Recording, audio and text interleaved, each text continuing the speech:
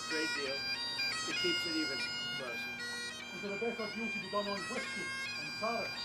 Whiskey? Well, we'll talk about that. I didn't know whiskey was a problem. I'm not a big whiskey drinker, but maybe I should be one of them. The 10% tariff, Maybe is I'll that a have some floor? whiskey today. Is the 10% tariff a floor? Well, we're going to take a look at it. What about Starmer, Mr. President? We want to make the Prime Minister happy. We want to make, by the way, your First Lady, I would say First Lady, she's a respected person all over the United States. I don't know what he's doing, but she's very respected. As respected as him. I don't want to say more, I'll get myself in trouble. But she's a great woman and very highly respected.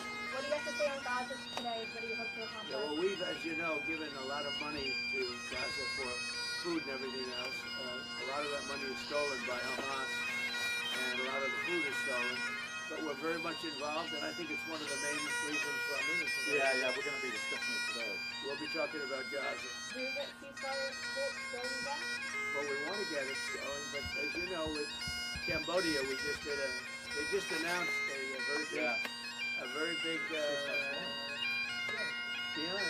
peace. That was going to be a very bad war, and so we're honored we got involved, and it's essentially settled. I think they're going to be settling it today, so it went for a few days. That was going to go on for years. That could have gone on for years. Millions of people could have been killed. We ended the war, and we're very happy about it. The Prime Minister says that recognising the Palestinian state will be a concrete step towards a lasting peace. Do you agree with his position? Well, I'm not going to take a position. I don't mind him taking a position. I'm looking for getting people fed right now. To me, that's the number one position, because you have a lot of starving people. You have people that, the United States recently, just a couple of weeks ago, we gave $60 billion. That's a lot of money. No other nation gave money. I know the Prime Minister would if he knew about it, and he really knows about it now because we're going to be discussing it. But we gave $60 million. Nobody said even thank you. Thanks. Somebody should say thank you. But other nations are going to have to step up. When I spoke to Ursula yesterday, she said that the European nations are going to step up very substantially too. Can you discuss the importance of free speech today? Well, free speech is very important. I don't know if you're referring to any place in particular. Perhaps they are, but we've had free speech for a very, very long time here, so we're very proud about that. Well, what's your advice on the small boats crisis, Mr. President? How would you deal with it? What's your advice on dealing with the small boats crisis in this country? The small boat It's crisis. about the boats coming over the channel, so we're taking a lot of action to stop people coming over the channel who shouldn't be here, stopping them coming in the first place. Well, and then immigration is them a big factor, and I think, frankly, if they're coming from other countries and you don't know who they are, and are they coming from prisons? We have them where they came in from prisons. We're moving them all out. We had a border last June, just recent, last month. We had 0 people come into the country, 0, other than coming through legal means. If you're stopping immigration and stopping the wrong people, I give my hats are off to you. You're doing not a good thing, you're doing a fantastic thing. So I know nothing about the boats, but if the boats are loaded up with bad people, and they usually are, because other countries don't send their best. They send people that they don't want, and they're not stupid people, and they send the people that they don't want. And I've heard that you've taken a much stronger stance on immigration. Yeah, we've done a lot of work stopping them coming. We just signed an agreement to return them, and we've returned 35,000, in fact, under the first year of this Labour government, of people who shouldn't be in this country. So we're very pleased that we're getting on with returning people who've got no right to be here.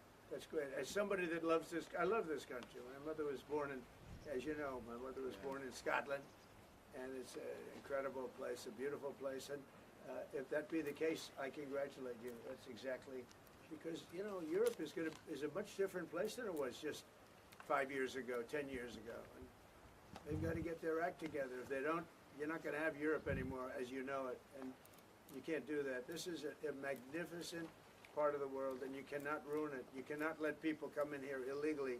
And what happens is there'll be murderers, there'll be drug dealers, there'll be all sorts of things that other countries don't want. And they send them to you, and they send them to us, and you've got to stop them. And I hear that you've taken a very strong stand on immigration, and taking a strong stand on immigration is imperative. Mr. President, Prime Minister Netanyahu said there's no starvation in Gaza. Do you agree with that assessment? I don't know. I mean, based on television, I would say not particularly, because those children look very hungry. But we're giving a lot of money and a lot of food, and other nations are now stepping up. I know that this nation is, right It's here. a humanitarian crisis. Right. It's an absolute catastrophe. Do you think Israel has Nobody wants to see that, and I think people in Britain are revolted at seeing what they're seeing on their screens. So we've got to get to that ceasefire, and thank you, Mr. President, for leading on that, and also to just get more and more aid in. And again, America's done a lot on this. A lot of countries have done a lot. We're now working with Jordan on getting direct aid drops in, but this is a desperate situation. Mr. President, do you think Israel has done all it can do to avoid civilian casualties in Gaza? Well, I think nobody's done anything great over there. The whole place is a mess. It'll get straightened out, but it's a mess. They have to get food, and meantime, food and safety right now. And ultimately, look, Hamas did a horrible thing, and they paid a big price, but Hamas did a horrible thing. But I always said, when you get down to the last 20 or 10, they're down to 20. We got a lot of hostages out. And you helped us, by the way. Yeah. But we got a lot of hostages out over the last 6 months that I've been in. I've been in office for 6 months now. And these hostages have been, I mean, many of them have come to the Oval Office and they've thanked me so profusely. I said, you don't have to thank me. I did what I have to do. But I always said, when you get down to the final 20, they won't release them, because that's like their shield. Very unfair. And so something's going to have to be done. And, they were really unwilling to talk. But I've said that. You'll get down to the final 10 or 20. It turns out to be 20. I thought that would be the number. I said, they're not going to be dealing with us. And, you know, many of the hostages are now dead. You know that. And parents come up to me. A woman came up to me 2 weeks ago. She just wants her son back. And I said, how's he doing? My son's dead, sir, but he's with them. And we want the body. She wanted the body of this young boy, of her young, beautiful son. And now possibly the fight will have to be a little bit different, but they have totally changed now. They don't want to give hostages. Very unfair. You have 20 living people, in this case living. You have many dead people too that they want to get a out. long time as well. Yeah, they have 20 living people, and I told Israel, I told Bibi that you're going to have to now maybe do it a different way. Do you think a ceasefire is even possible, Mr. President? Yeah, a ceasefire is possible, but you have to get it. You have to end it. You're talking about with Israel. You're talking about there, because we have many ceasefires going on. The whole world is. If I weren't around, you'd have right now 6 major wars going on. India would be fighting with Pakistan. You see what we just did yesterday with 2 nations that we're trading with. And during the trade, I said, I'm not going to do any trade deal unless you guys settle your differences. And we got it settled in 24 hours. I mean, they just announced it was settled, which was a tremendous thing. But Serbia, Kosovo is another one. We have many hotspots that were at war. I think a very big one was India and Pakistan, because you're talking about 2 nuclear nations. That was a very big one. And we get help from the UK. The Prime Minister's help. We have cases where we specifically need the help because somebody comes from here that you're aware of, and you know, when you come from a country, you can do things, and I call up the Prime Minister, and all of a sudden, he's able to do things. True also with other presidents and prime ministers, but we've done it. Nobody's ever done what we've done. We have 6 different major if you take a look at Rwanda and the Congo, Republic of the Congo, they've been fighting for 31 years, 8 million people dead. It was going on. Nobody could go to that part of Africa. They were being killed. If you even walk there, you're being killed with machetes. And it was a violent situation. And I was able to, they liked Trump. They wanted to make a trade deal with Trump. They wanted us to take their rare earth. They want to give us their rare earth. And I got to know the leader of the Congo. I got to know both of them indirectly. And I called him. I said, let's end the war. I don't want anything until you end the war. And we ended the war. As you know, the foreign ministers came up 2 weeks ago, and the leaders are going to be coming very shortly to Washington, Rwanda and Congo. I mean, that's another one that we did. So we've done a lot. It's an honor to do it. It's not hard for me to do it. And I use, not in all cases, but I use a combination of knowing them a little bit or in some cases knowing them a lot. I knew, you know, the leaders of Pakistan and India, I know them very well. And, you know, they're in the midst of a trade deal, and yet they're talking about nuclear weapons. I say, this is crazy. So I said, I'm not doing a trade deal with you guys. And they want the trade deal. They need it. I'm not doing a trade deal with you if you're going to have war. And that's a war that spreads to other countries. You'll get nuclear dust. We'll all get nuclear dust. When they start using nuclear weapons, that stuff blows all over the place and really bad things happen. So maybe we're being a little selfish when we want to save wars too. But we stopped a lot of wars, and it's a great honor to have done it. And on Russia, Mr. President, just on, We're going to be talking inside very much about Gaza and the humanitarian aspects of Gaza. Mr. President, what about Russia and Ukraine? You're talking about ceasefires. What's the latest? I would have there? said 5 times we would have had a deal. I've spoken to President Putin a lot. I got along with him very well. But 5 times, and every time 4 times maybe. But we've had discussions. You and I have had discussions. Yeah. We thought we had that settled numerous times. And then President Putin goes out and starts launching rockets into some city like Kiev and kills a lot of people in a nursing home or whatever. You have bodies lying all over the street. And I say, that's not the way to do it. So we'll see what happens with that. I'm very disappointed. I'm disappointed in President Putin.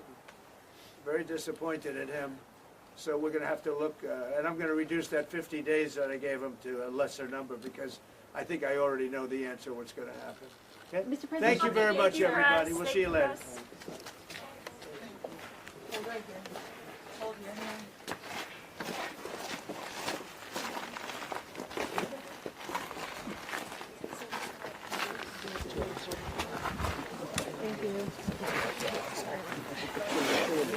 end up on the other side of it.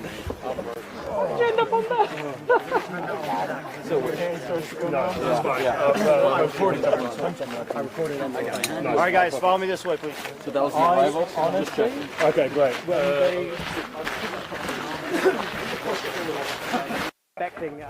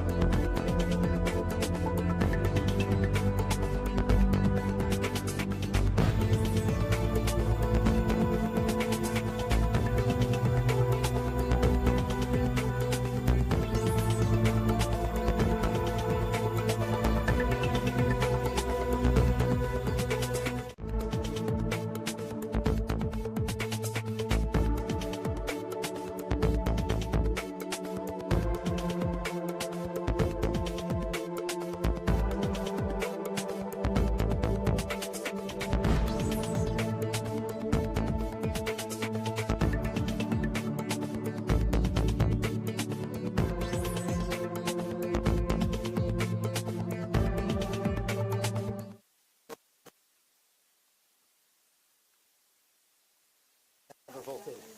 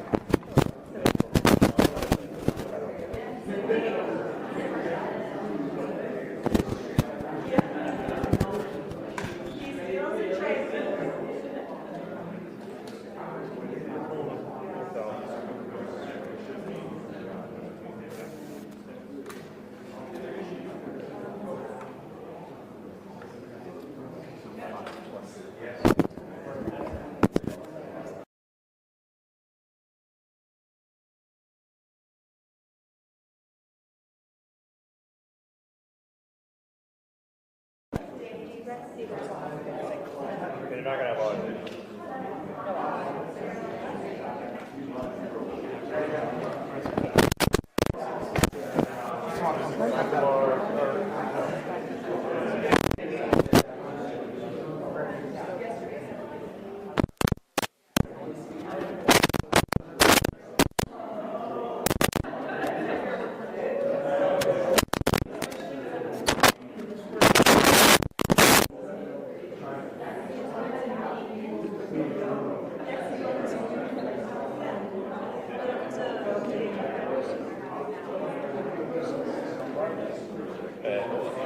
What?